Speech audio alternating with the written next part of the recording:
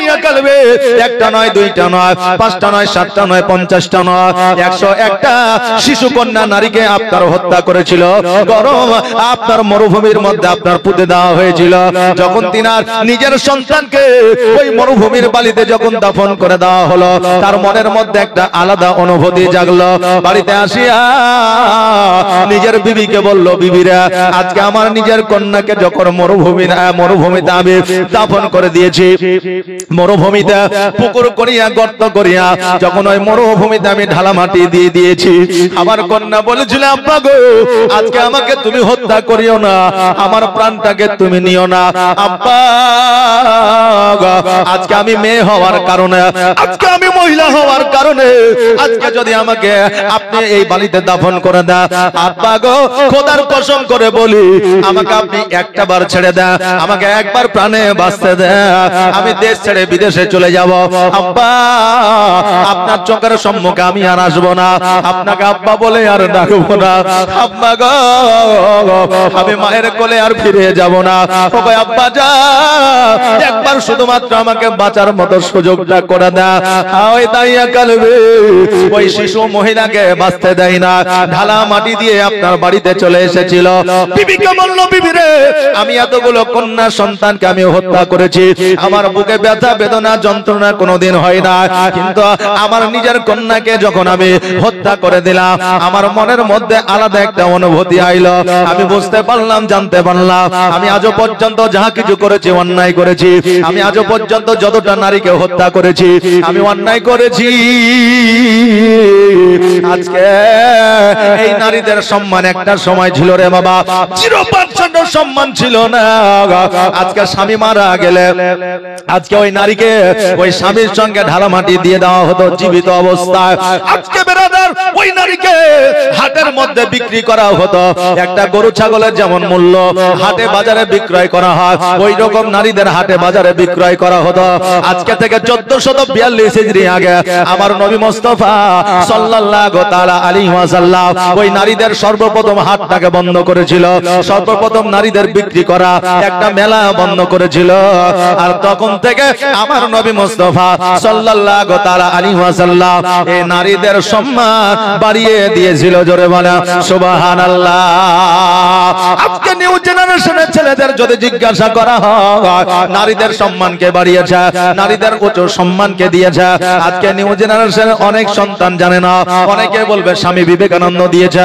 অনেকে বলবে শরৎচন্দ্র দিয়েছে অনেকে বলবে রবীন্দ্রনাথ ঠাকুর দিয়েছে কিন্তু বাবা রে আজকে নয় কালকে নয় 300 বছর নয় 400 বছর নয় 500 বছর নয় 1442 হিজরি আগে আমার নবী মুস্তাফা সাল্লাল্লাহু তাআলা আলাইহি ওয়াসাল্লাম এই নারীদের সম্মান বাড়িয়েছে জোরে বলেন সুবহানাল্লাহ দেশে যদি নারী সন্তান জন্মগ্রহণ করতো ওই দাইয়া কালবে ওই নারী সন্তানকে মরুভূমির মধ্যে আপনার পুঁতে দিত এবার বিবিকে বলল বিবি রে আমার যে প্রভু আছে আমার যে আল্লাহ আছে আমাকে কি কোনোদিন ক্ষমা করবে আজকে আমি এতগুলো কন্যাকে হত্যা করেছি হয়তো আমাকে ক্ষমা করবে না বিবি বলল স্বামী গো আজকে আপনি এত বড় অন্যায় করেছেন আজকে আপনি নিজেকে যখন নিজেকে অনুতপ্ত মনে করছেন একজন আছে জগতের মধ্যে যার কাছে গেলে আমার আল্লাহ ক্ষমা করে দিবে বলে বিবি রে আমি মানছি আমি অন্যায় করেছি আমি ভুল করেছি আমি তো সেটা স্বীকার করছি অন্যায় বলে বিবি বলো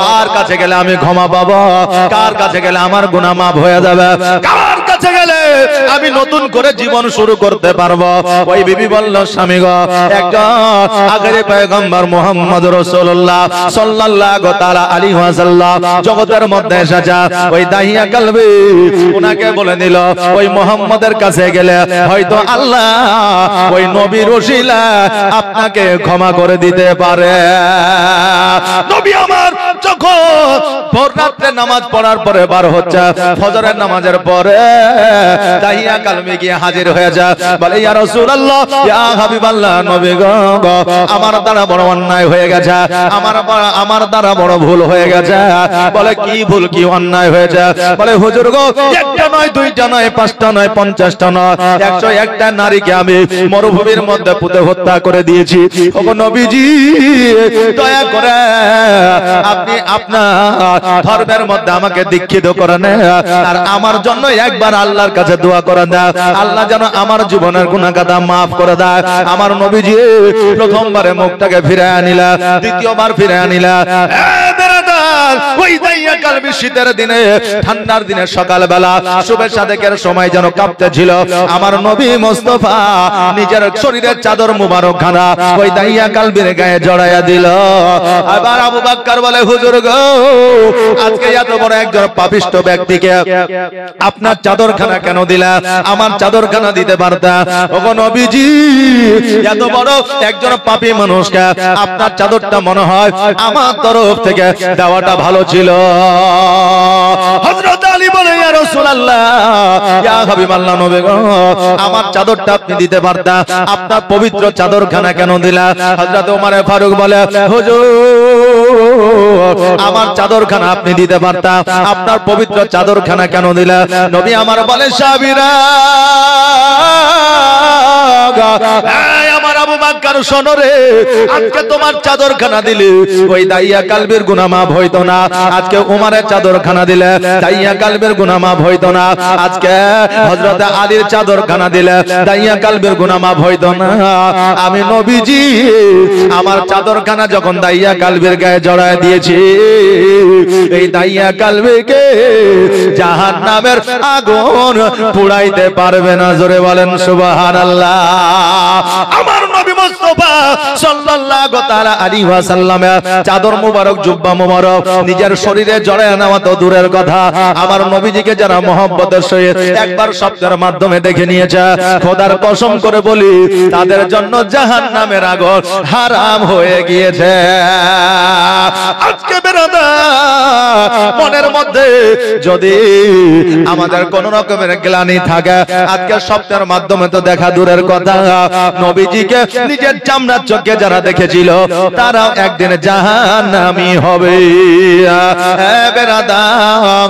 ওই দাইয়া কালবিকে আমার নবীজির চাদরখানা জড়াইয়া দিলা যেই নবী আখেরি পয়গম্বর মুহাম্মদুর রাসূলুল্লাহ সাল্লাল্লাহু তাআলা আলাইহি ওয়াসাল্লাম বিজ্ঞানেরও বিজ্ঞান ডাক্তারেরও ডাক্তার মাস্টারেরও মাস্টার নবীরও নবী আজকে ওই নবী ঘৃণা না করিয়া যদি একজন পাপীর গায়ে চাদর জড়াইয়া দিতে পারে আমরা নবীর উম্মত উম্মতি কাল কিয়ামতের দিনে আমাদের যখন জাহান্নামী বলে ঘোষণা করা হবে আমার নবী মুস্তাফা সাল্লাল্লাহু তাআলা আলাইহি ওয়াসাল্লাম আমাদেরকে সঙ্গে করে শাফায়াত লাভ করাইবে জোরে বলে সুবহানাল্লাহ তোমার মতো এত ভালো তোমার মতো এত ভালো নবী গো কেউ তো আমায় বাসে না তাই তো নবী আমি তোমার দিবানা তাই তো রাসূল আমি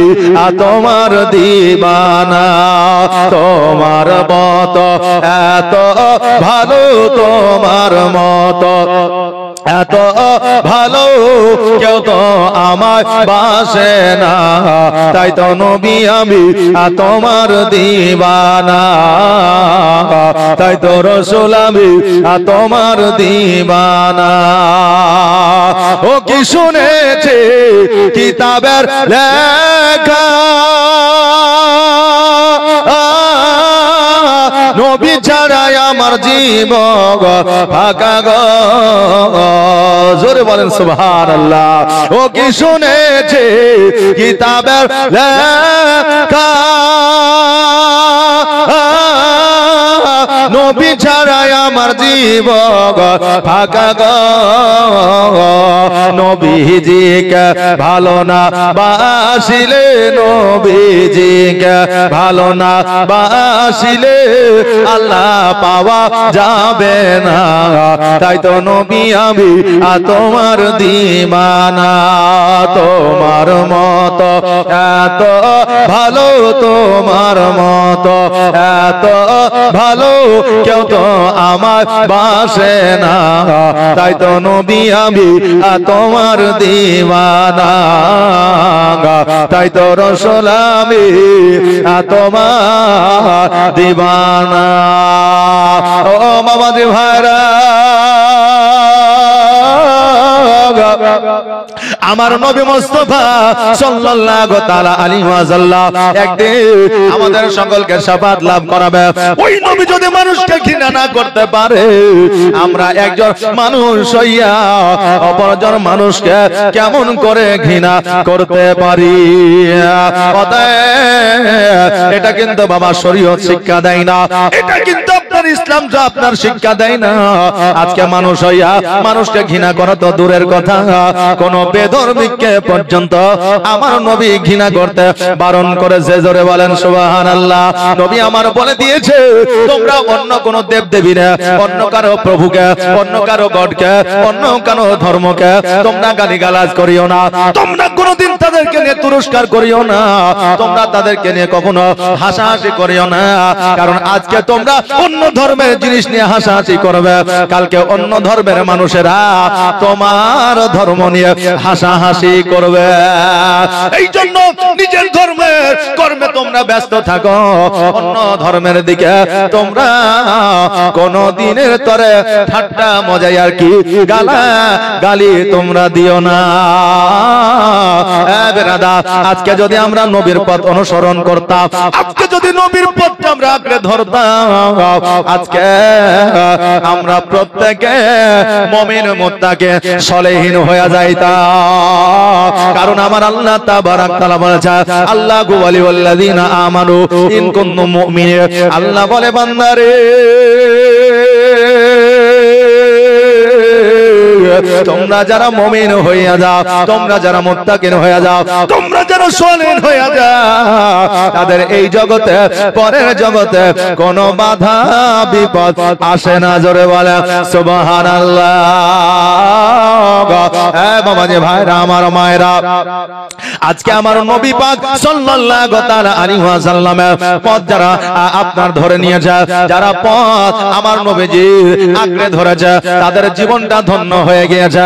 আজকে বাবা স্বামী বিবেকানন্দ আজকে পৃথিবীর মধ্যে পপুলারিটি অর্জন করলো। এই স্বামী বিবেকানন্দ লক্ষ্য করলো যে হলো আখেরি পয়গম্বর মুহাম্মদুর রাসূলুল্লাহ সাল্লাল্লাহু তাআলা আলাইহি ওয়াসাল্লাম। আজকে শুধু ভারতবর্ষে নয়, শুধু আরবে নয়, শুধু বাংলাদেশে নয়, শুধু আমেরিকার নয়, সারা পৃথিবীর মধ্যে একজন মানব যে জীবনে কোনোদিন মিথ্যা বলে না, যে মুহাম্মদ সাল্লাল্লাহু আলাইহি সাল্লাম সারা পৃথিবীতে পপুলারিটি অর্জন করেছে, সারা পৃথিবীতে খ্যাতি নাম, আপনার খ্যাতি সম্পন্ন নাম অর্জন করেছে। আজকে কেমন করে অর্জন করলো? আজকে ওই স্বামী বিবেকানন্দ আমার নবী মুস্তাফার জীবনে আপনার পড়ে দেখলো। এবার স্বামী বিবেকানন্দ চিন্তা করলো, আজকে যদি এই মহাপুরুষের যদি আমরা পথটা আমি পথটা আঁকড়ে ধরি, আমারও জীবনের নাম হবে, আমিও খ্যাতি সম্পন্ন নাম অর্জন করব। এই বলে আমার নবীর পথটা অনুসরণ করে স্বামী বিবেকানন্দ যখন চলাফেরা শুরু করলো, মানুষের ভালোবাসা পাইতে শুরু করলো, মানুষের কাছে পপুলারিটি অর্জন করলো।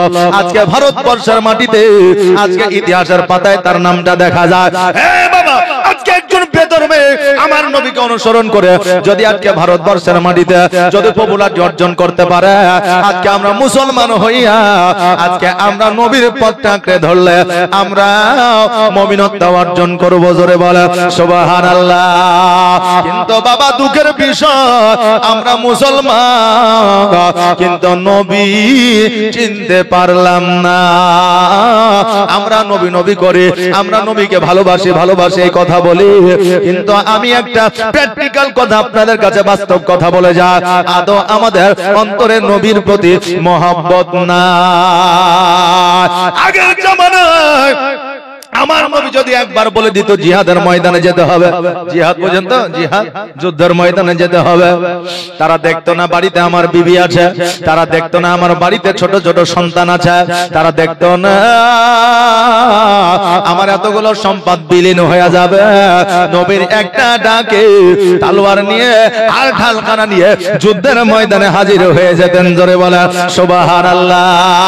আজকে বাবা আমাদের যুদ্ধের ময়দানে যেতে হয় না, আমাদের প্রাণহানি হয় না, আজকে আমাদের শহীদ হতে হয় না, আজকে যুদ্ধের ময়দানে ডাক হয় না, আজকে শুধুমাত্র নবীর সুন্নাত দাঁড়ি রাখতে হয়, খোদার মসজিদে নামাজ পড়তে যেতে হয়, আজকে পবিত্র রমজান মাসে রোজা রাখতে হয়।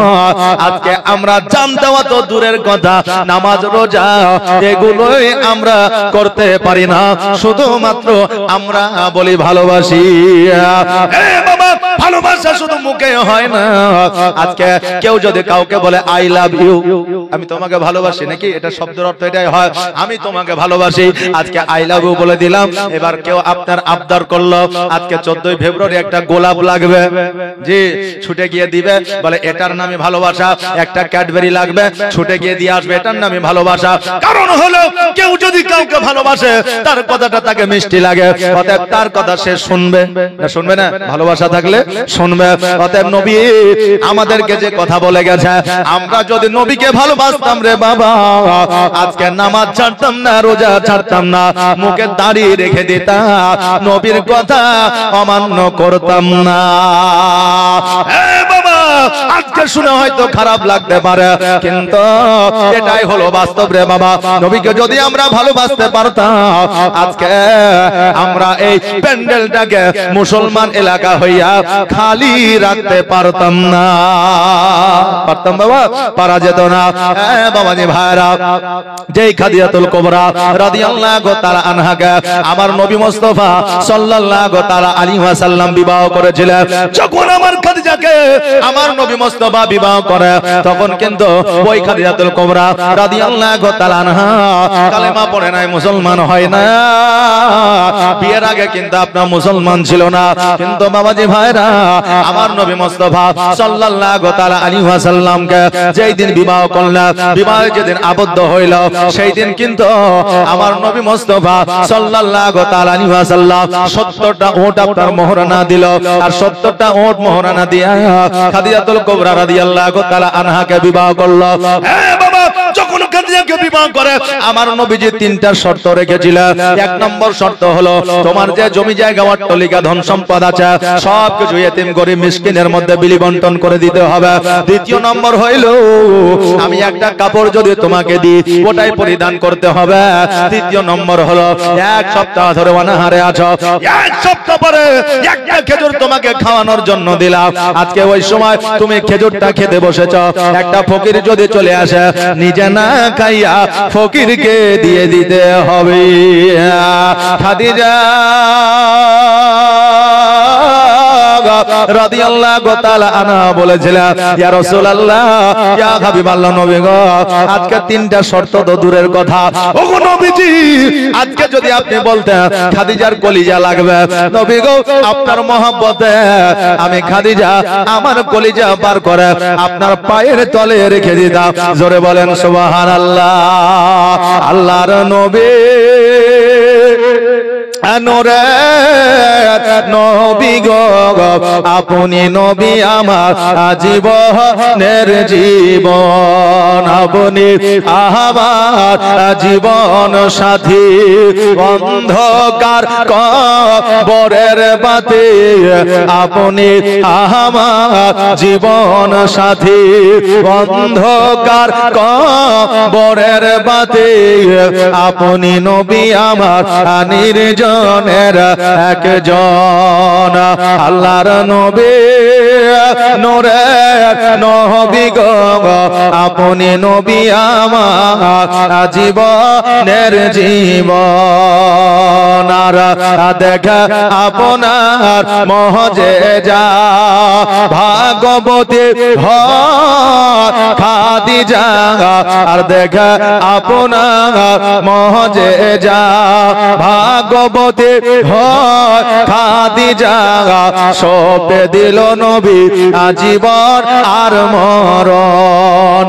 আল্লাহর নবী নূরে নবী গো আপনি নবী আমার আজীবনের জীবন আপনি আমার জীবন সাথী অন্ধকার কবরের বাতি আপনি নবী আমার নির্জনের একজন আল্লাহর নবী নূরে নবী গো আপনি নবী আমার জীবনের জীবন খাদিজা বলে ইয়া রাসূলুল্লাহ ইয়া হাবিবাল্লাহ নবী গো আজকে আপনি তিনটা শর্ত দিয়েছেন এই তিনটা শর্ত তো দূরের কথা আজকে যদি আমি খাদিজা আমার কলিজা চাইতাম আমি কলিজা বের করে আপনার পায়ের তলায় রেখে দিতাম জোরে বলেন সুবহানাল্লাহ আমার নবীজি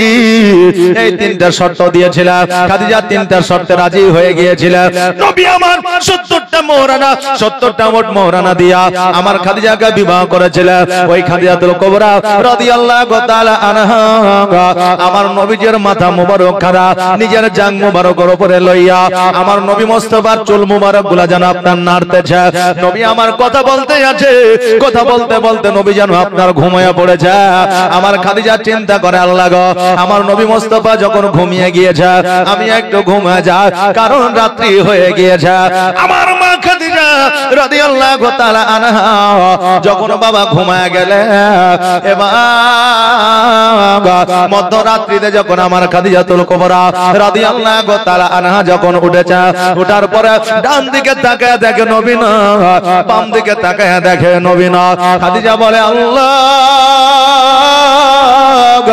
আমার নবীজি কোথায় গেল কোথায় গেল নবীজিকে কেন খুঁজে পাওয়া যায় না কেন না রে বাবা আমার খাদিজাতুল কুবরা রাদিয়াল্লাহু তাআলা আনহাকে যখন আমার নবীজি বিবাহ করে তখন খাদিজার আপনার বয়স ছিল 40 বছর আর আমার নবী মুস্তাফা সাল্লাল্লাহু তাআলা আলাইহি ওয়াসাল্লাম যখন বাবা বিবাহ করে তখন আমার নবীর বয়স ছিল আপনার 25 আমার নবীজিকে বিবাহ করার আগে খাদিজাতুল কুবরা রাদিয়াল্লাহু তাআলা আনহার বাবা আরো দুইটা বিবাহ হয়েছিল বিবাহের পরে দুইটা স্বামীও জগৎ ছেড়ে পরজগৎ গমন করেছিলেন এইজন্য খাদিজাতুল কুবরা রাদিয়াল্লাহু তাআলা আনহা বাবা জীবনে একটু ভয় ছিল এইজন্য আমার নবীজিকে খোঁজাখুঁজি আরম্ভ করেছে নবী কোথায় গেল কোথায় গেল নবীজিকে কেন দেখতে পাওয়া যায় না সারা রাজপ্রাসাদ আপনার খুঁজে দেখলেন রাজপ্রাসাদে যেন আমার নবীকে খুঁজে পাইলেন না বন জঙ্গলে যেন খুঁজতে আরম্ভ করে দিলেন যেই খাদিজা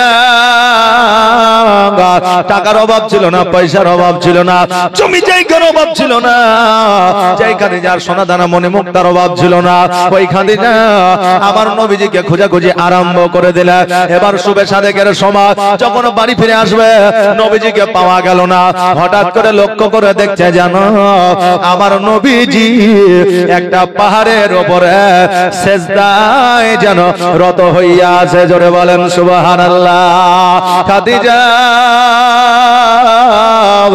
ওই পাহাড়ের উপরে ওঠার চেষ্টা করে কিন্তু পাহাড়ের উপরে যেন বাবা উঠতে পারে না কেন না এখন আপনার যখন আমরা পাহাড় পর্বতে ঘুরতে যাই যারা হাজি আছে আরবের মধ্যে গিয়েছে আপনার পাহাড়ে দেখেছে পাহাড়ের উপরে অনেকেই উঠেছে এখন বর্তমানে পাহাড়ের উপরে ওঠার জন্য আপনার সিঁড়ি বানিয়ে দেওয়া হয়েছে লিফট বানিয়ে দেওয়া হয়েছে যেন কোনো মানুষের দুর্ঘটনা না ঘটে কিন্তু ওই আমলে পাহাড়ে ওঠার জন্য কোনো সিঁড়ি ছিল না খাদিজাতুল কুবরা রাদিয়াল্লাহু তাআলা আনহা পাহাড়ের উপরে ওঠার চেষ্টা করে কিন্তু উঠতে পারে না হামাগুড়ি দিয়ে অনেক কষ্ট করে পাহাড়ের উপরে উঠলেন ওঠার পরে আমার নবীজিকে ডাক দিলেন ইয়া রাসূলুল্লাহ ইয়া হাবিবাল্লাহ নবী গো আজকে সারা রাজপ্রাসাদ তন্ন তন্ন করে খুঁজলাম আপনাকে দেখতে পাইলাম না আজকে এই পাহাড়ের উপরে আপনি সিজদায় পড়ে রয়েছেন আমার নবী মুস্তাফা সাল্লাল্লাহু তাআলা আলাইহি ওয়াসাল্লাম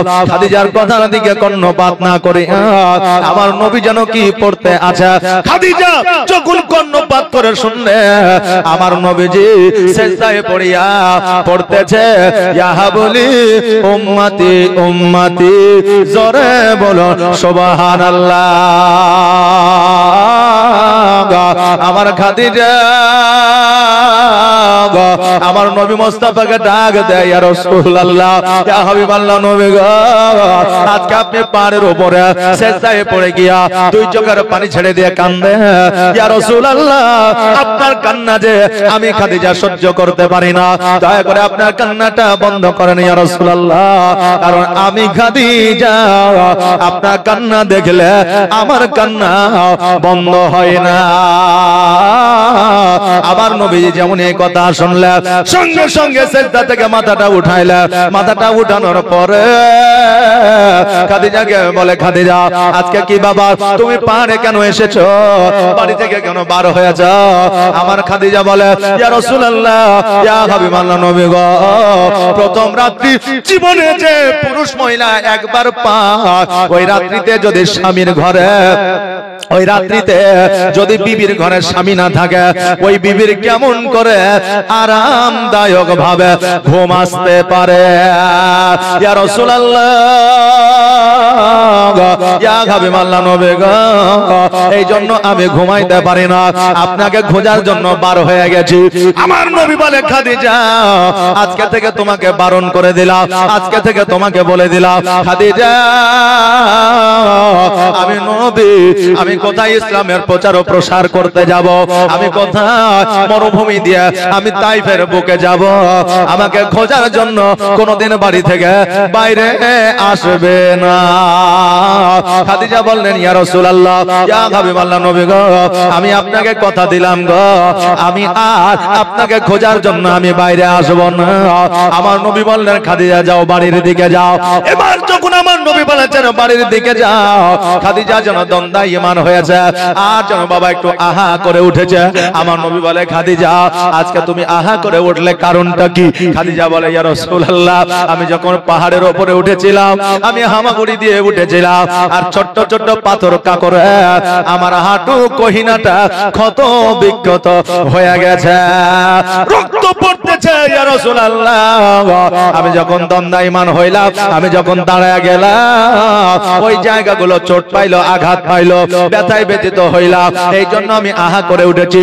আমার নবী বললেন, কোন জায়গা? খাদিজা ক্ষত বিক্ষত জায়গাগুলো দেখালেন। খাদিজা বলে, আমার ক্ষত বিক্ষত জায়গাগুলো দেখিয়া আমার নবী মুস্তাফা সাল্লাল্লাহু তাআলা আলাইহি ওয়াসাল্লাম ওই জায়গাগুলোতে থুতু মুবারক লাগিয়ে দিলেন। খোদার কসম করে বলে, নবী যখন থুতু মুবারক লাগিয়ে দিয়েছিলেন, ওই জায়গাগুলো ক্ষত বিক্ষত থাকা তো দূরের কথা, ওই জায়গাগুলোতে একটু দাগ পর্যন্ত ছিল না। জোরে বলা সুবহানাল্লাহ। আরে বাবা, আজকে নবীর থুতু মুবারকে যদি এত পাওয়ার থাকতে পারে, আমার নবীর পাওয়ার কত ছিল? আজকে যদি আমার নবীজির থুতু মুবারক এত পাওয়ার হয়, তা আমার নবীজির আপনার পাওয়ার কত ছিল? বেরাদার মিল্লাত ইসলামিয়া, আজ পর্যন্ত কোন বিজ্ঞান জড় বস্তুকে, গাছকে এক জায়গা থেকে অপর জায়গায় নিয়ে যেতে পারে না। আজ পর্যন্ত কোন বিজ্ঞান আপনার পাথর কাকরকে কথা বলাতে পারে না। আজ পর্যন্ত কোন বিজ্ঞান রকেট বিমান ছাড়া ঊর্ধ্বগমনে যেতে পারে নাই। কিন্তু আমার নবীজি মেরাজের রাত্রিতে গিয়েছিলেন রকেট বিমান জাহাজ ছাড়াই ঊর্ধ্বগমনে। আমার নবীজি পাথর কাকরকে কালমা পড়িয়েছেন। আমার নবীজি আপনার এক জড়বস্তু গাছকে এক জায়গা থেকে অপর জায়গায় নিয়ে গেছে। আমার নবীজি চন্দ্রকে দুখণ্ডিত করেছে। জোরে বলেন সুবহানাল্লাহ। তা আমার নবীর যদি থুতুতে এত পাওয়ার থাকতে পারে, তা আমার নবীর পাওয়ার কত ছিল? জোরে বলেন সুবহানাল্লাহ। এ বাবা যে ভাইরা, আমার মায়েরা, একটু কর্ণপাত করে শুনবেন রে বাবা। ওই খাদিজাতুল কুবরা রাদিয়াল্লাহু তাআলা আনহা বলে, ইয়া রাসূলুল্লাহ, ইয়া হাবিবাল্লাহ, নবী গো আপনি দেরি করিয়েন না, কারণ হইল আপনি সারা রাত এই জায়গায় আপনি সিজদায় রত হইয়া যা, এই জায়গায় আপনি সিজদায় পড়ে আছা। নবী গো আপনার চোখ দিয়ে বস্ত্র ঝরেছে গো নবী, আজকে আপনার চোখের বস্ত্র দিয়ে চোখের পানিতে আজকে পাহাড়টা ভিজে গিয়েছে। ইয়া রাসূলুল্লাহ, আপনার চোখগুলো লাল হয়ে গেছে। আজকে আবার যদি আপনি সিজদায় রত হইয়া যান, আপনি আবারও কান্না করবেন, সিজদা থেকে উঠানোর মতো কেউ থাকবে না। নবী গো অতএব দেরি না করিয়া সিজদায় না পড়িয়া একবার আমার বাসভবনে আসা, একবার আমার ঘরে আসা, একবার আমার বাড়িতে আসা। নবী আমার বলে, খাদিজা তুমি বাড়ির দিকে যাও, যাও, আমি পরে আসতেছি। ওই খাদিজা যখন বাড়ির দিকে চলে আসলো, সকাল বেলা সূর্য কেবল উঠবে রে বাবা, ওই সময় আমার নবী মুস্তাফা সাল্লাল্লাহু তাআলা আলাইহি ওয়াসাল্লাম রাস্তা দিয়ে চলে যাচ্ছে। এবার মক্কা নগরের মানুষেরা বলতেছে, দেখ রে দেখ, যেই মুহাম্মদের আব্বা নয়, যেই মুহাম্মদের মা না, যেই মুহাম্মদের বাড়ি নাই ঘর না, আজকে ওই মুহাম্মদ আজকে খাদিজাকে বিবাহ করেছে, খাদিজার মালিকানা নিয়েছে, আজকে খাদিজার সম্পদের মালিক হয়েছে, আজকে খাদিজা রাজপ্রাসাদের মালিক হয়েছে, আজকে খাদিজার ব্যবসার মালিক হয়েছে, আজকে খাদিজা জমি জায়গার মালিক হয়েছে, আজকে মুহাম্মদ কোনো অভাব অনটন আর থাকবে না। নবী আমার দুই চোখের পানি ছেড়ে দিয়ে বলে, আল্লাহ গো, আজকে যদি আমার আব্বা বেঁচে থাকতো, আজকে যদি আমার মা বেঁচে থাকতো, আজকে যদি আমার দাদা বেঁচে থাকতো, আজকে মক্কা নগরের মানুষেরা এই রকম কথা বলতে পারতো না। নবী আমার দুই চোখের পানি ছেড়ে দিয়া কান্না করতে করতে খাদিজার ঘরে যাইয়া একটা কোণাতে যেন আমার বসে নবী আমার ডুকরে ডুকরে কাঁদতে আছে। খাদিজা বলে, ইয়া রাসূলুল্লাহ, ইয়া হাবিবাল্লাহ, নবী গো, আপনি এইভাবে অঝর নয়নে কেন কান্না করেন গো নবী? ইয়া রাসূলুল্লাহ, আপনি যদি কান্না করেন আমি খাদিজা সহ্য করতে পারি না। নবী গো, আপনি কান্নাটা বন্ধ করা। আমার নবীজি বলে, খাদিজা আজকে আমার কান্না বন্ধ হয়ে যাবে রে, তবে আমি তোমাকে কয়েকটা কথা বলেছিলাম, আমি তোমাকে তিনটা শর্ত দিয়েছিলাম। খাদিজা, আজকে আমি নবী, আমার জন্য কি তুমি তোমার সম্পদগুলো দান করতে পারবে না? আজকে আমার ইসলামের জন্য তোমার কি জমি জায়গা অট্টালিকা হীরা মণি মুক্তা দান করতে পারবে না? খাদিজা বলে, ইয়া রাসূলুল্লাহ, ইয়া হাবিবাল্লাহ, নবী গো, আজকে আপনার জন্য আমার হীরা মণি মুক্তা আর সোনা দানা বাড়ি গাড়ি তো দূরের কথা, নবী গো, আপনি একবার বলে দিলে আমি খাদিজা আমার শরীরের চামড়াগুলো ছিলিয়া আপনার পায়ের তলে বিছায়া দিতে পারি। আরে বাবা যে ভাইরা, আজকে আমার খাদিজাতুল কুবরা রাদিয়াল্লাহু তাআলা ইসলামের জন্য কি করেছে বাবা, একবার দেখা। আমার খাদিজাতুল কুবরা রাদিয়াল্লাহু তাআলা আনহা জীবনটা বাবা পরিবর্তন হয়ে যায়। আপনাদের এই জীবনে শোনানোর উদ্দেশ্য হলো এটা, আমার নবীর সঙ্গ দিলে, আমার নবীর পথ অতিক্রম, আমার নবীর পথটা আঁকড়ে ধরলে আমার জীবনটা, আমার আপনার জীবনটা কিভাবে পরিবর্তন হবে। ওই খাদিজাতুল কুবরা রাদিয়াল্লাহু তাআলা আনহা আমার নবী মুস্তাফা সাল্লাল্লাহু তাআলা আলাইহি ওয়াসাল্লামকে বলে, ইয়া রাসূলুল্লাহ, ইয়া হাবিবাল্লাহ, নবী গো, আমি আমার সম্পদ কেন, আমার যাহা কিছু আছে আমি সব কিছু গরিব মিসকিন ইতিমদের মধ্যে বিলি বন্টন করে দিতে চাই। জোরে বলেন সুবহানাল্লাহ। সঙ্গে সঙ্গে আমার নবী মুস্তাফা সাল্লাল্লাহু তাআলা আলাইহি ওয়াসাল্লাম যত সম্পদ ছিল সমস্ত সম্পদগুলো গরিব মিসকিন ইতিমদের মধ্যে সব সম্পদকে বিলি বন্টন করে দিল। আজকে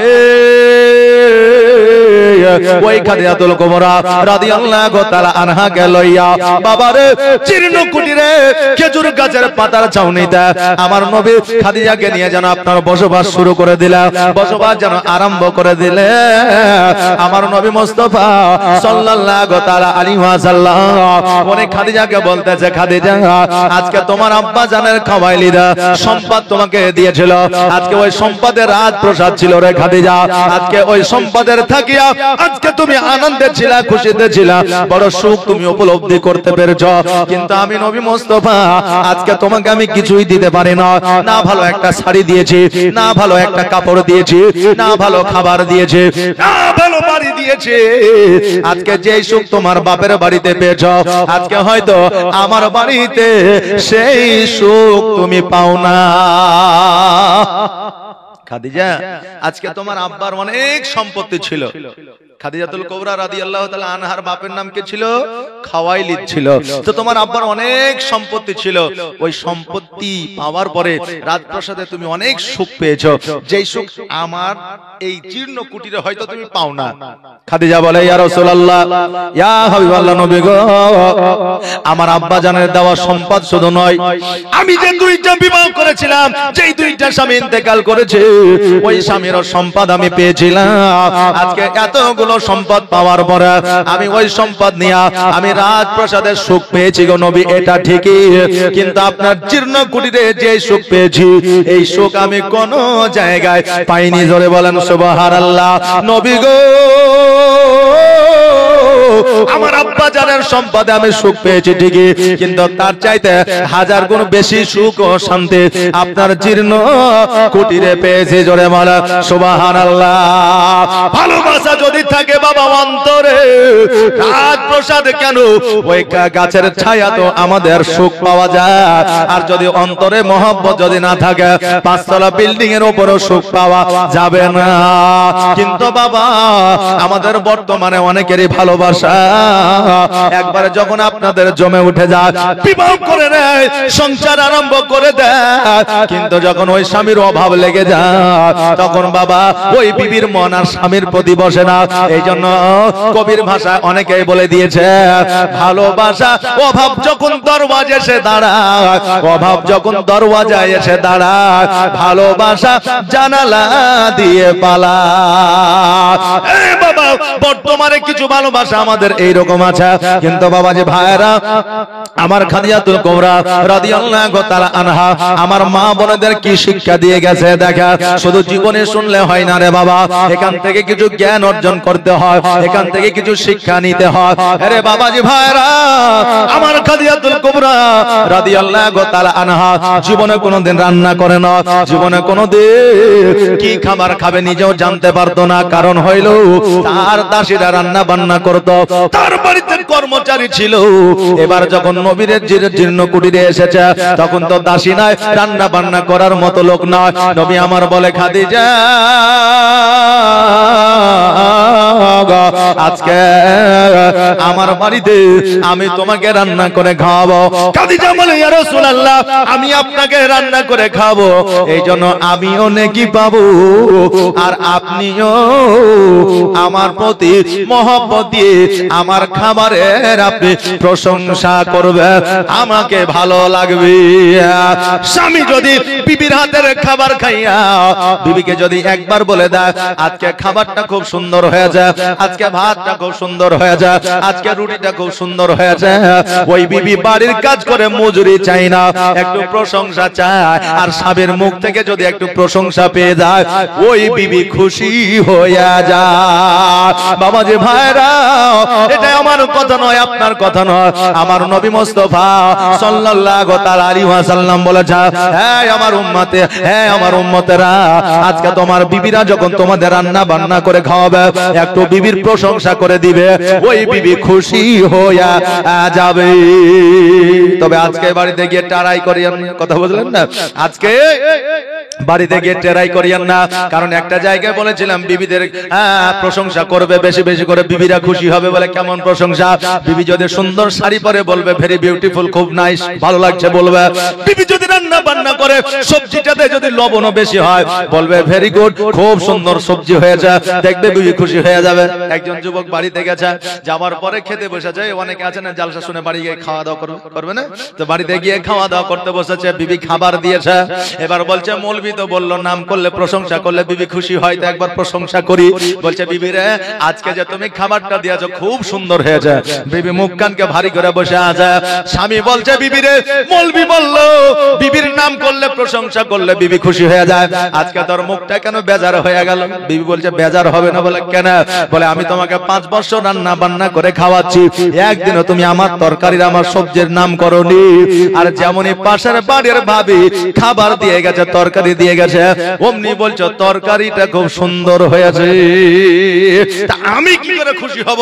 পাশের বাড়ির খাবার অর্থাৎ তরকারি এসেছে, তাই তার সবজির প্রশংসা করছো। কই আমার সবজির তো প্রশংসা কোনোদিন করো নাই। তো বাবা বাড়িতে গিয়ে বিবির প্রশংসা আজকে শুনে গিয়ে করবেন না, কারণ আপনি জানবেন যে সবজিটা আসলে মায়ের হাতের না বোনের হাতের না বাড়ির পাশের না কোথাকার। আগে জানবেন বুঝবেন, এক সপ্তাহ 2 সপ্তাহ পার হবে তারপরে করবেন। এখন এই প্রশংসা করলে বলবে যে আমিও জালসায় ছিলাম, মৌলবি বলেছে তার জন্য তুমি প্রশংসা করছো, বলবে কি বলবে না? এই জন্য বাবা আপনি বুঝে সুঝে তারপরে প্রশংসা করবেন। সব প্রশংসা সামনাসামনি করতে হয় না, মানুষের অহংকার জন্ম নেয়। বাবা যে ভাইরা আমার খাদিজাতুল কুবরা রাদিয়াল্লাহু তাআলা আনহা বলে, নবী গো আমার খাবারটা আপনি খাইবা, আমার প্রশংসা করবা, আমাকে ভালো লাগবে। নবী আমার বলে খাদিজা তবে আমি ইসলামের প্রচারে গেলাম, আজকে তুমি রান্না বান্নাটা করো। খাদিজাতুল কুবরা রাদিয়াল্লাহু তাআলা আনহা বলে ঠিক আছে ইয়া রাসূলুল্লাহ। আমার নবীজি ইসলামের প্রচারে গিয়েছে, বিকাল বেলা যখন বাবা বাড়িতে ফিরছে দেখছেন যেন খাদিজার রান্না বান্না হয় না। বাবা যে মেয়ে জীবনে কোনোদিন রান্না বান্না করে না, হঠাৎ করে কেমন করে রান্না বান্না করবে? দেখবেন অনেক আপনি অনেক যুবকের সঙ্গে অনেক যুবতীর বিবাহ হয়েছে, নতুন বিবাহ করে যখন বাড়িতে আসে ওই মেয়ে রান্না বান্না করতে পারে না, রুটি বানাতে পারে না। কেননা মায়ের বাড়িতে বাপের বাড়িতে রাজরানী হয়ে থেকেছে।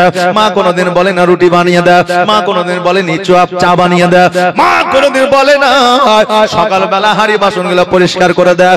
এই জন্য ওই কন্যা হয়তো শিখতেও পারে না, এই জন্য হঠাৎ করে কেউ আপনার তাড়াতাড়ি রান্না বান্না করতে পারে না।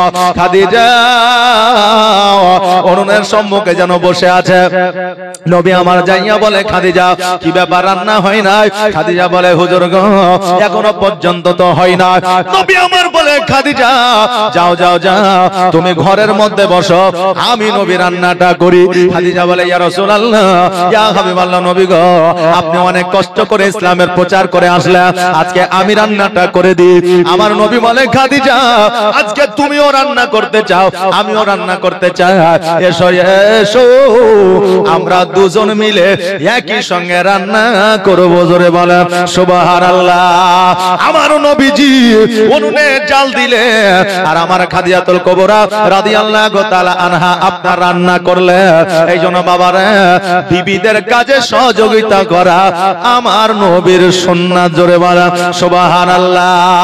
তবে বাবা বিবি যদি অর্ডার করে, আগামী কালকে মৌলবি বলেছে বিবির কাজে সহযোগিতা করা হলো সুন্নাত, চলো কাজ করবা, সকালবেলা হাড়ি বাসন গুলো মাজবা।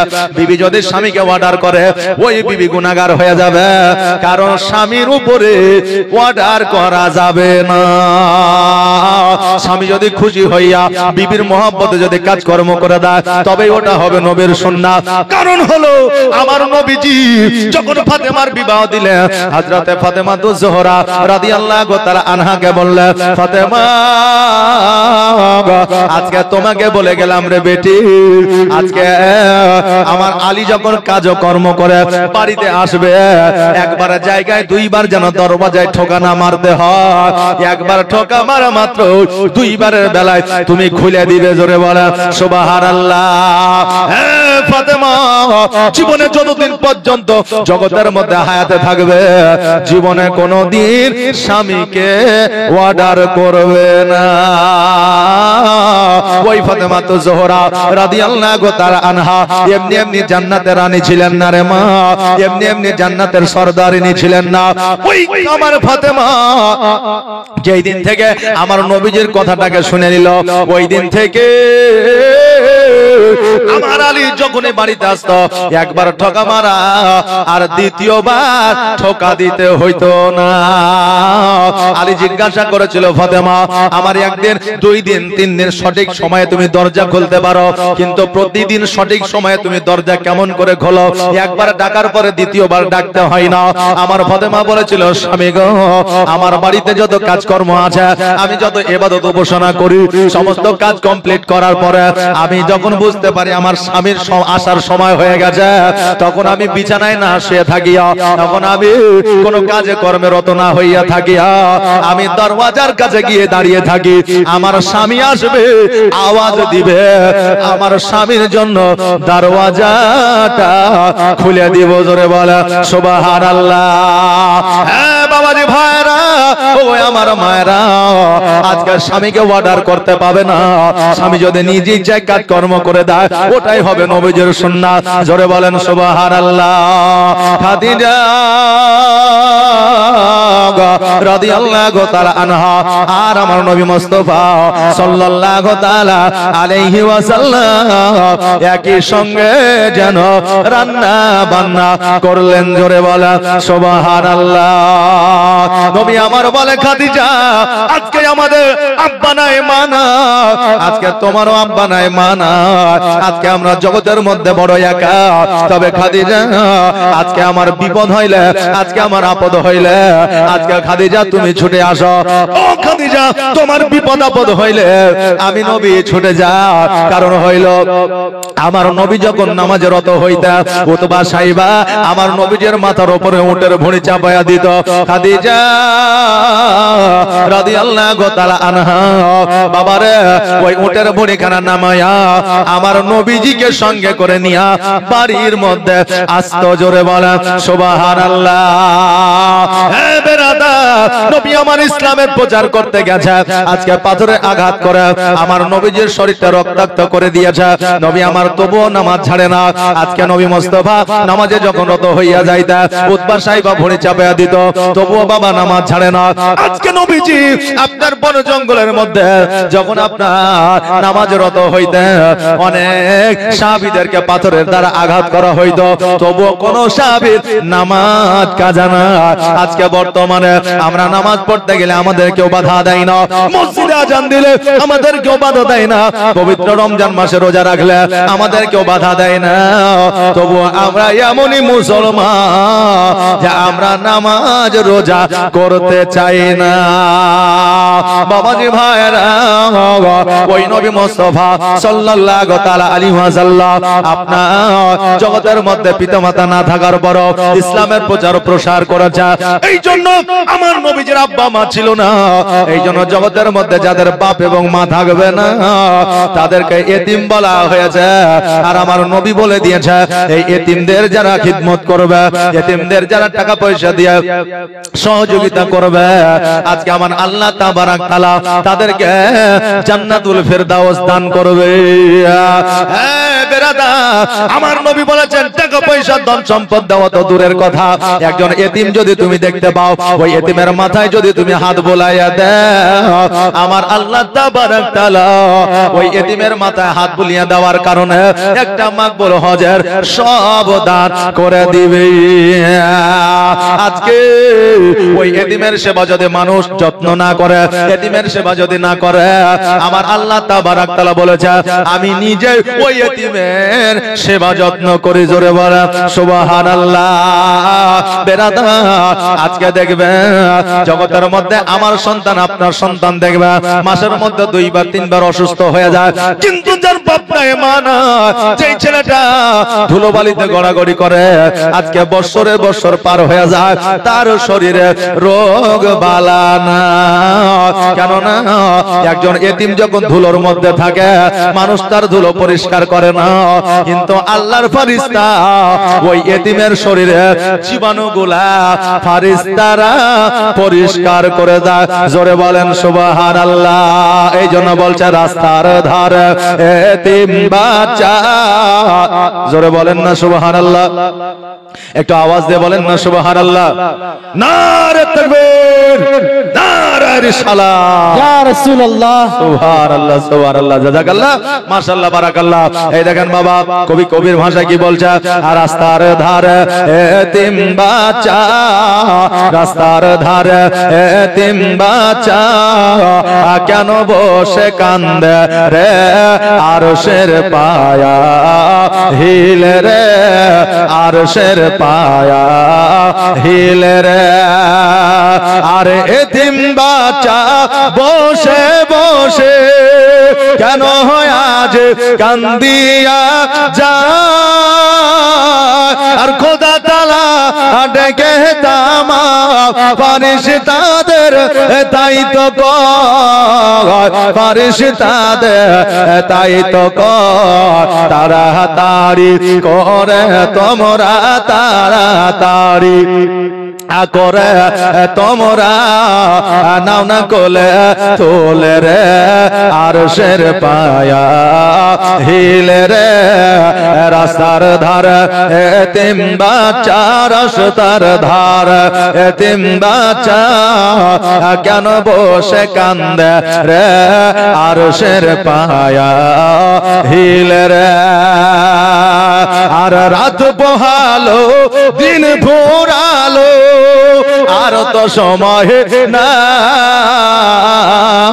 আর নাই গো পিতা নাই গো মাতা কোথায় গেলে মোরা শান্তি পায় কোথায় গেলে মোরা শান্তি পায় থাকতো যদি পিতা মাতা থাকতো যদি পিতা মাতা দুঃখ যেতাম ভুলে রে আরশের পায়া হিলে রে রাস্তার ধার এতিম বাচ্চা কেন বসে কান্দে রে আরশের পায়া হিলে রে আল্লাহুম্মা সাল্লাল্লাহু মোহব্বতে মোহব্বতে মাওলানা মুহাম্মদ ওয়ালা আলাইহি সাইয়্যিদিনা মাওলানা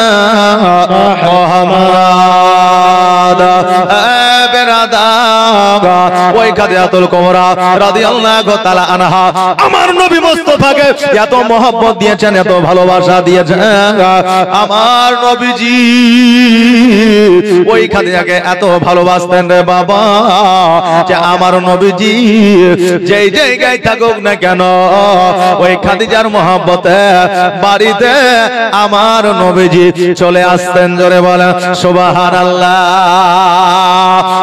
বাবা আমার নবী বলেছে হ্যাঁ আমার উম্মতিরা অর্থাৎ আল্লাহর বান্দিরা অর্থাৎ মহিলারা তোমরা স্বামীদের এমন ভালোবাসা দাও তোমরা স্বামীদের সম্মুখে সব সময় হাসি খুশি থাকো তোমরা স্বামীদের সম্মুখে সব সময় সাজগোজ করে থাকো কেন না একজন পুরুষ বেলা এসেছে কাজ শেষে যখন বাড়িতে আসে বিবির মিষ্টি হাসি দেখিয়া একজন স্বামী প্রাকৃতিক ভাবে সুখ খুঁজে পায় জোরে বলেন সুবহানাল্লাহ আর বাড়িতে যদি আসে দেখে বিবির মুখ সবসময় বেজারি থাকে টেনহাই থাকে কোন সময় হাসি খুশি থাকে না তো ওই স্বামী বাড়িতে এসে আপনার গোসল টোসল করে চাই দিবি তো দে তাড়াতাড়ি খেতে দে খাওয়া দাওয়া করে ওই রাত 11টা পর্যন্ত চায়ের দোকানে ক্যারাম বোর্ড খেলে কথা বুঝলেন না যে বাড়িতেও শান্তি নেই কোনো শান্তি নেই তো বাইরে থাকাই ভালো কিন্তু বাবাজি ভাইরা স্বামীর সামনে সাজগোজ করা হলো সুন্নাত স্বামীর সামনে হাসা হলো সুন্নাত কারণ হইল একজন বিবি যদি স্বামীকে দেখে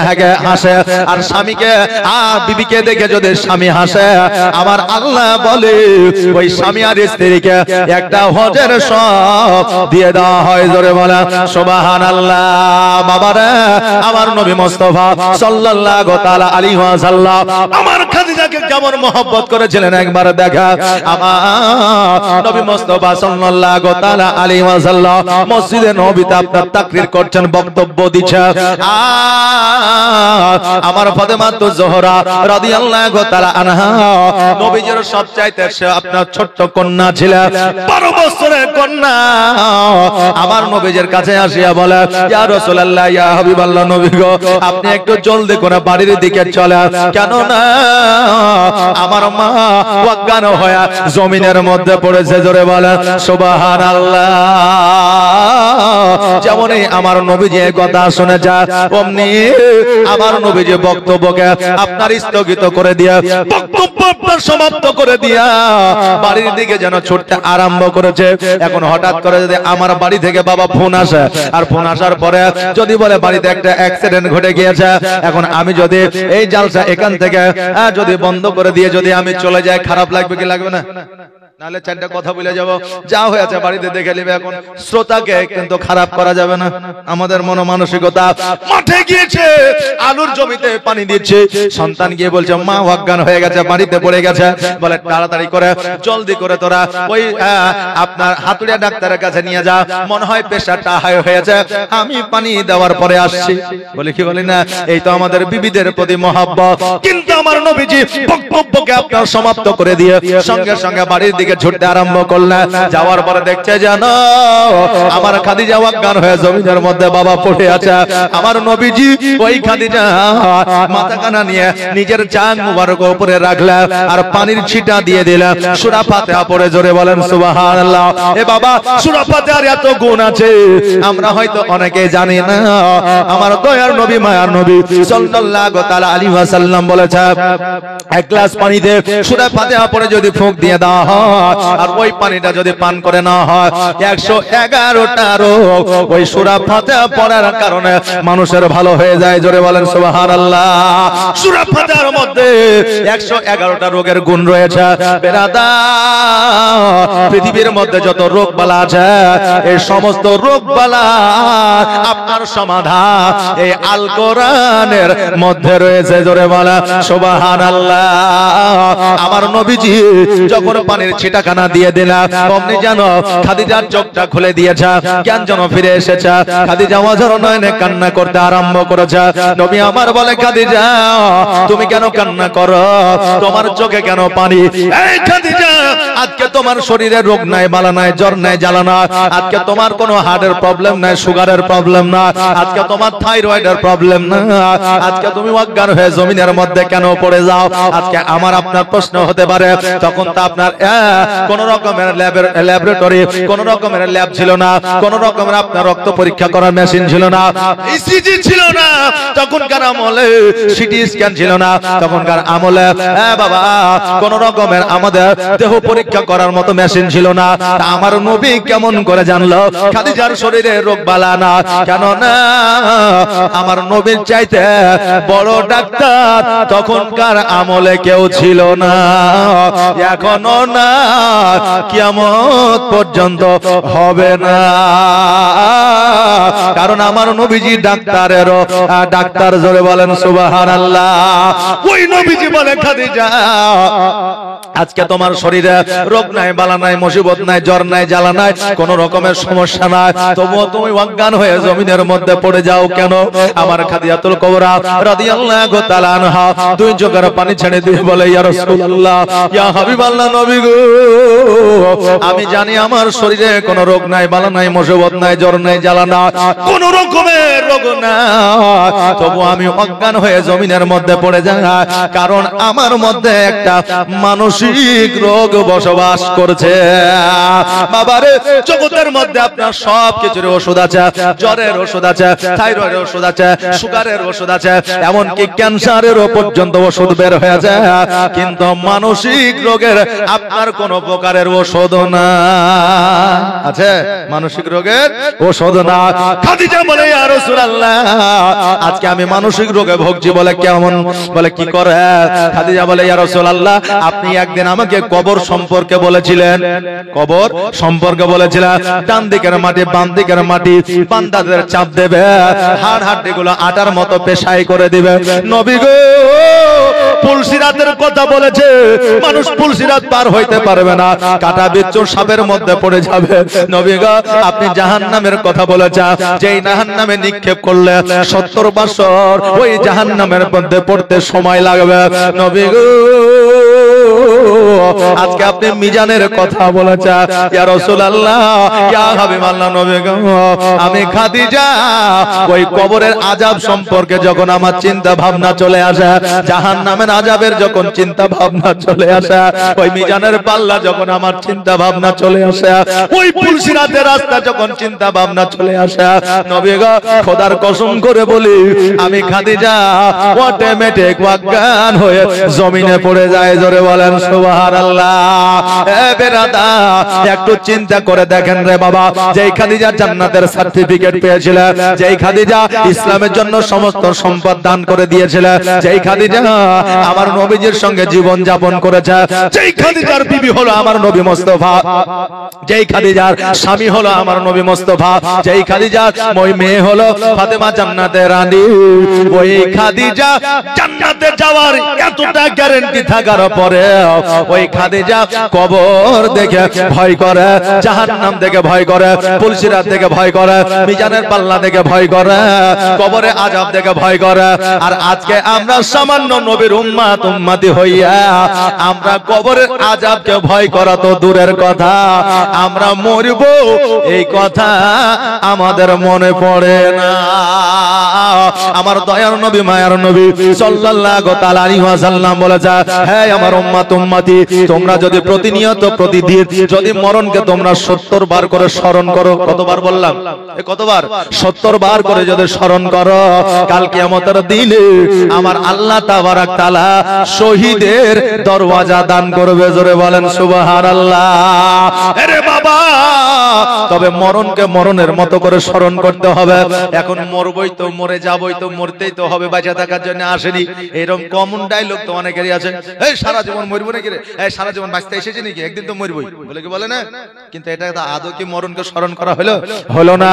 একজন যখন ফাঁসির মঞ্চে দাঁড় হয়ে যায়, মার পুলিশ প্রশাসন বা যখন সরকারি স্টাফ আপনার টাইম দেখে, ঘড়ি দেখে, আর 5 মিনিট পরে তার ফাঁসি হবে, তার অবস্থা কেমন থাকবে? ভালো থাকবে? হাসবে? চিকেন বিরিয়ানি খাবে? জি। একজন কমেডি ভিডিও বানাইছে বুঝলে, এখন তো মোবাইলে ভিডিও এটা সেটা সবই দেখা যায়, তো মোবাইলে ভিডিও বানাইছে, একজন ছেলেকে ধরেছে 2-4 জন মিলে, আর একজন বলছে আজকে তো খতম করে দেব। তো তোর শেষ ইচ্ছা কি বল, তুই আর আজকে বাঁচবি না। তো বলছে আমার শেষ ইচ্ছা হয়েছে, আমি কালো আছে, আমাকে ধলো করে দাও। আমার শেষ ইচ্ছা, আমি কালো আছে, আমাকে ধলো করে দাও। তো বলছে আমি তোকে জীবনে ধলো করতে পারবো না, আর তোকে আমি মারবো না, যা তোকে ছেড়ে দিলাম, জীবনে বাঁচিয়ে দিলাম, যা। কথা বললেন না? তো এই মরণ নিয়ে আমরা অনেকে ঠাট্টাই আর কি ফাইজলামও করি, নাকি বলে? জি করি না? করি। কিন্তু মরতে হবে এটা তো আমরা সবাই জানি। এটাও জানি যে আমরা জগতের মধ্যে থাকবো 50 বছর, 60 বছর, 70 বছর, কিন্তু কবরে অমর ভর, তাই না? কবরে অমর ভর। কিন্তু এই 50-60 বছরের জন্য আমরা কি করছি বলেন তো? লক্ষ লক্ষ টাকা খরচ করে বাড়ি করছি, আমি আরো বাঁচবো বলে গাড়ি করছি, আমি আরো বাঁচবো বলে আমি জমি করছি, জায়গা করছি। এমন একটা সময় আসবে আপনি মারা যাবেন, ওই জমি আপনার পোতা চাষ করবে, জানবেন না যে জমিটা কার ছিল, কে কিনেছে, আর আপনিও জানবেন না যে আমার জমিটা কে চাষ করছে। জি তাই না? আপনিও জানবেন না যে আমার জমিটা কে চাষ করছে। তো কথা হলো এটাই যে 50-60 বছরের জন্য আমরা যত পুঁজি আছে গোছাল করছি, কিন্তু কবরে অমরবর থাকতে হবে, এটার পুঁজি আমরা গোছাচ্ছি না। বেরাদার, আমি কি বলতেছিলাম? মরণকে স্মরণ করতে হবে মন থেকে, অন্তর থেকে। মরণ সম্মুখে আসলে যেমন শরীরটা থরথর করে কাঁপে, শরীর থেকে যেমন ঘাম বের হয়, মরণের ভয় যেমন মানুষের মনে থাকে, তখন বাবা তার মনের আশা নিয়াত কিন্তু আলাদা হয়ে যায়। আরে বাবা, আমার নবী বলেছে 70 বার করে যদি সত্যিকারের মরণকে স্মরণ করো, তোমার দ্বারা সাগিরা কাবিরা গুনাহ হবে না, ছোট বড় গুনাহ হবে না, তোমার দ্বারা চুরি হবে না, তোমার জানা ঘুষ খাওয়া হবে না, তোমার দ্বারা সুদ খাওয়া হবে না, তোমার দ্বারা চুরি করা হবে না, তোমার দ্বারা অন্যায় কাজ হবে না। এই জন্য আমার আল্লাহ তাবারক তাআলা কিয়ামতের দিন তোমাকে শহীদের দরওয়াজা দান করবে। জোরে বলেন সুবহানাল্লাহ। আমার খাদিজাতুল কুবরা রাদিয়াল্লাহু তাআলা নবীজির বিবি হইয়া কবরকে ভয় করা যায়, আজকে নবীজির সামান্য উম্মতি হইয়া বাবা ভয় করি না। আমার নবী বলে, খাদিজা তুমি ভয় করো না, আমি নবী তোমাকে জান্নাতের সার্টিফিকেট দিয়েছি, আজকে তুমি জাহান্নামের মধ্যে যাবে না। জাহান্নামে যাওয়া তো দূরের কথা, আজকে খাদিজা জাহান্নামের আগুন তোমাকে স্পর্শ করতে পারবে না। আরে বাবা, আমার খাদিজা বলে, ইয়া রাসূলুল্লাহ, ইয়া হাবিবাল্লাহ, নবী গো আজকে আমি জানি আমাকে জাহান্নামের আগুন পুড়াইতে পারবে না, আমি জানি কবরের ডান দিকের মাটি বাম দিকের মাটি চাপ দিতে পারবে না। নবী গো আমি জানি আমাকে ফুলসিরাতে রাস্তা ফালাইতে পারবে না, মিজানের পাল্লা গুনার পাল্লায় আমার ভারী হবে না, হালকা হয়ে যাবে, আমি এটাও জানি। কিন্তু জানার পরেও নবী গো আপনার কাছ থেকে আমি কয়েকটা জিনিস চেয়ে নিব নবী। আজকে আমার নবীজি বলতেছে খাদিজা তোমাকে বিবাহ করেছি যেই দিন থেকে তোমার সমস্ত সম্পদ তুমি দান করে দিয়েছো, খাদিজা আজকে তুমি যেটা চাইবা আমি নবী তোমাকে সেটাই দিব। খাদিজা বলে ইয়া রাসূলুল্লাহ আমার অনেক কিছু চাই না গো নবী, আপনি যখন আমাকে বিবাহ করেছিলেন তিনটা শর্ত দিয়েছিলেন গো নবী, আজকে আমি আপনাকে তিনটা ওসিয়ত করব। ওসিয়ত বুঝেন এ বাবা, ওসিয়ত বুঝেন? যে মারা যাওয়ার আগে যদি কেউ বলে যে আমাকে অমুক কবরস্থানে আমাকে দাফন করিস, এটা হচ্ছে ওসিয়ত। কেউ যদি মারা যাওয়ার আগে সন্তান আদি পোতা পুতিনকে বলে যে অমুক লোকটা আমার কাছে 50 টাকা পাবে তাকে দিয়ে দিস, এটাকে বলা হয় ওসিয়ত। খাদিজা বলছে হুজুর গো আমাকে তিনটা আপনি শর্ত দিয়ে বিবাহ করেছিলেন, আজকে আমি তিনটা ওসিয়ত আপনাকে করে যেতে চাই, এই তিনটা ওসিয়ত আমার পূরণ করবে। মামুনেরা কান করে শুনলেন, আজকে আমরা মারা যাওয়ার